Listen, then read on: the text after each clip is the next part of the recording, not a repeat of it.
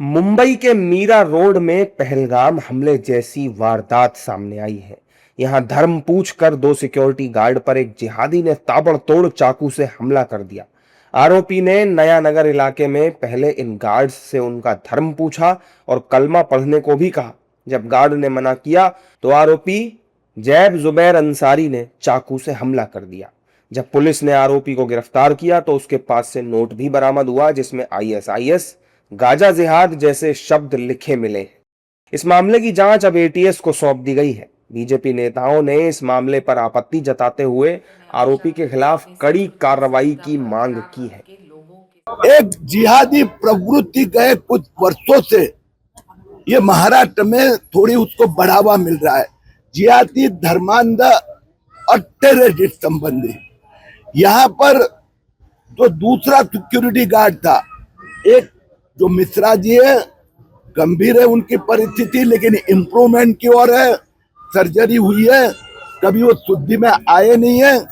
Meera road के नया नगर में पहली बार हादसा नहीं हुआ है, लेकिन इस ढंग का जहां मजहब के आधार पे लोगों को टारगेट करते हैं, ये अस्थिरता का वातावरण जो है महाराष्ट्र को शोभा नहीं देती है। महाराष्ट्र ने हमेशा अपनी संस्कृति सभ्यता बरकरार रख के लोगों के साथ अमन शांति में रहे हैं, और ख़ास तौर से मीरा भाईंदर हो या कहीं भी और जहां अलग अलग फेथ आइडियोलॉजीज रिलीजन्स के लोग बैठते हैं, उठते हैं, काम करते हैं, यहाँ टारगेट करना बेमतलब है और सरकार ज़रूर एक कड़ी से कड़ी सज़ा परपेट्रेटर्स को देंगे। देखिए, ये जिहाद की फैक्ट्री का उत्पादन करने वाले लोग कितनी तेज़ी से नफ़रत फैलाते हैं कि इनके नफ़रत से अब जो है आम लोग, सिक्योरिटी गार्ड भी अफेक्टेड हो रहे हैं। आप बताइए बेचारों, उनका क्या है? उनसे आप कलमा पढ़ने को कहेंगे? ये कोई बात है? अगर आप समझें, अगर किसी हिंदू ने किसी मुसलमान को अगर गीता का पाठ करने कहा होता तो आज पूरे दुनिया में इस पर हंगामा हो गया होता। लेकिन जितने ये टुकड़े टुकड़े गैंग के लोग हैं, जितने ये स्यूडो सेकुलर्स हैं, सबका मुंह बंद है। साहब, ये बहुत ही दुर्भाग्यपूर्ण घटना है। जो भी हमलवार है उसके लिए फांसी से कम कोई सजा नहीं देनी चाहिए। इस घटना के बाद आरोपी जैब जुबैर अंसारी के पड़ोसियों ने बताया कि वो रहता यहाँ है, लेकिन उसे कभी आते जाते नहीं देखा। आरोपी जुबैर अंसारी जिस बिल्डिंग में रहता था, उस बिल्डिंग के कमेटी मेंबर एजाज खातिब ने जानकारी देते हुए बताया कि वो बीते करीब 2 सालों से अस्मिता रिजेंसी 1 में रह रहा था। ये 6 तारीख को 2 साल उसके पूरे हो रहे थे। फैमिली के साथ रहता था, फिर उसके फैमिली में कुछ डिस्प्यूट हो गया, वो हमको पता ही नहीं, ठीक है, और ना वो किसी को दिखता था। मतलब आप ऐसा देखेंगे तो हम पहचानते ही नहीं उसको कोई भी।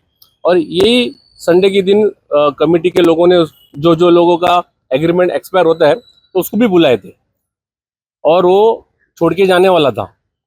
ऐसा था क्योंकि दूसरा टेनेंट भी लग गया था उस घर के लिए। अब किसके दिल में क्या रहता है किसी को पता नहीं। और जबरदस्ती आज हम सबको इतना हैरेसमेंट हो रहा है। हैरेसमेंट मतलब ऐसा है कि बिल्डिंग में उस फ्लोर में लोगों को इतना डर का माहौल हो गया है, क्योंकि वो टेनेंट था। अगर वो परमानेंट यहाँ रहवासी रहता तो हम लोग कुछ उसके बारे में बोल सकते थे। घटना क्या हुई एक्चुअल मुझे पता ही नहीं है।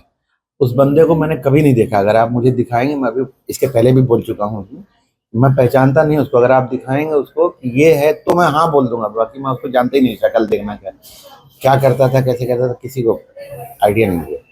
मैं आपको बताया ना कि मुझे नहीं, बल्कि किसी को किसी के बारे में ज्यादा नहीं पता है। किसी के बारे में ज्यादा पता नहीं है। मेरा सिर्फ यहाँ से सलाम कलाम है, वो भी औरतों से, बाकी किसी से कोई वो नहीं है। बहुत गलत बात हुई है, बहुत गंदी बात हुई है, बहुत गंदा। एक्चुअल मुझे पता चला कि उन्होंने किसी वाचमैन को मारा है, लेकिन उन्होंने जो भी किया है बहुत गलत बात है। बहुत गंदा काम किया है उन्होंने, और मैं इसके बहुत बहुत ठीक से इसकी निंदा करता हूँ। अब इस मामले की जांच मुंबई एटीएस कर रही है। एटीएस उस नोट की भी जांच कर रही है जिसमें आरोपी के संभावित मकसद को लेकर संदेह पैदा हो रहा है। यह घटना रविवार सुबह करीब 4 बजे की है। राजकुमार मिश्रा और सुब्रतो सेन नाम के दोनों सिक्योरिटी गार्ड एक निर्माणाधीन बिल्डिंग में ड्यूटी कर रहे थे, और उसी समय आरोपी ने दोनों सुरक्षा गार्डों पर हमला किया।